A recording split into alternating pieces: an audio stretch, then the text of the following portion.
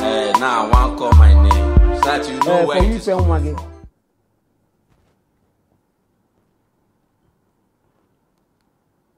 Ni hube for you fe. Keme me na akwụrụlụcha. Chief nya ha alụkwa na walolo. Adịkwa m so na m lụga nwa ahụ. Ọ dịkwa ka ndị ile enyi ya na-emebi ife ka nakwa n'ọrụ. Ihe m jọsụrụ n'ọba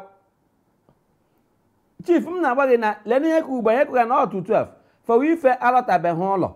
Ọ sị m na ọ bara ileta gị n'ịkpa ha ahụ na ị nwere postrate. Nara agbachi ntị na enweghị emeghe gị. N'iri agile. Chief ihe atọghị akwamocha ama m n'iri 89 dirikwa agile. But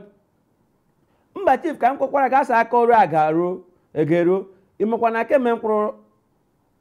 esi mbụ ya sị m na ọ gara prayer ịghọta na ọ gara prayer na 3 days prayer ịghọta m sị enye m nọmba m sị mmechasị ya maka m soro gị gaa the prayer so ka ọ bụrụ na ihe ọbụla mmege na ezinụlọ anyị nga ịghọta ya na oshigi n'aka ịghọta ma oshikwa m n'aka ekpepụcha n'otu mgbe ya sị mba na m nọrọ lepụ ụlọ anya ịghọtara ọ bụ ke enwere otu nwa klaasị m na gọọmenti kọleji kpọrọ m na fon ọ na-ama na-eji họtel ya sị ọ hụkwara nwunye m na họtel ahụkwara otu ọ dị m sọ na ọkwa nwunye aka ọhụrụ na ọkwa mkparị na ya kwụsị ya ya sị mba nkwa mkparị ọwụ na ọrụ nwunye m na họtel iwutu nwoke nwee filin steshọn na ya awụ mbụ ya awụ ha abụọ amara ma ya ọ pastọ ya mmecha di asa ọhụrụ na họtel ya sọ na mapụ na ndị asịrị na chibe emebisha mara ejime na ya ndị asịrị na chibe emebisha mara ejime na ya na mapụga ya ha akọga mba ihe mkpe na-ekwu adịghị ama ịhụra ọtụtụ oge na-ahụ asị mmadụ ewerele mma ma gbe nwunye ya ma mmadụ ewerele rezablet chapụga nwaanyị ya ara ma ọ chapụga nwoke ihe ịghọta achọghịkwa m maka na otu ọdụ ugbu a na ameju akpalatara unu ya unu enyeghachi m ego ma ga-achọ nwaanyị lụrụ ịghọta kewu ikpe ọha ha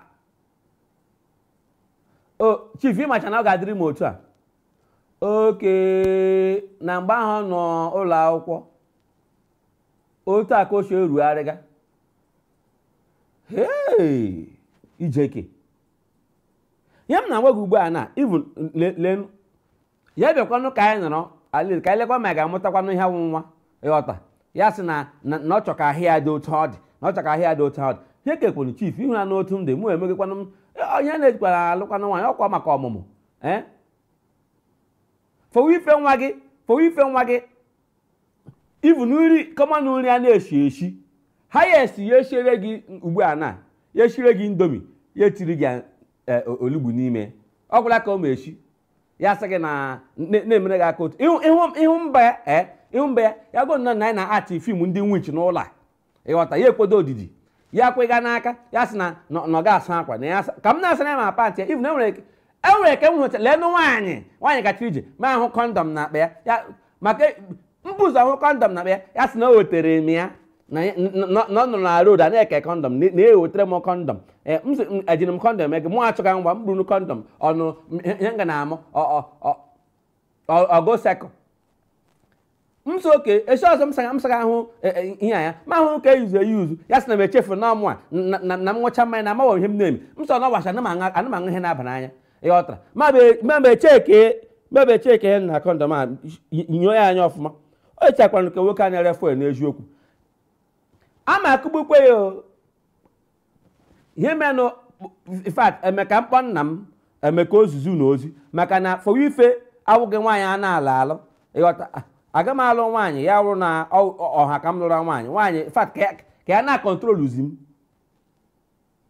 ọ dị mma sa nwaanyị gị kwan ihe nwa anọkwu ya onye ọ chiri na nne ya abịa na ke metriji hụbe nwunye gị ewe but ụna anọla 30 years in marriage otu aka ochie erugharị Chief mba hapụwa manager eke gị ka manager eke gị ụdọ onye na complain to udo.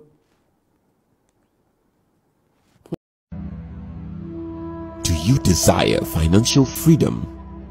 If I show you an opportunity with a minimum capital investment of $200 to make $1,500 weekly and $75,000 yearly, Will you do it? If your answer is yes, then join Norland.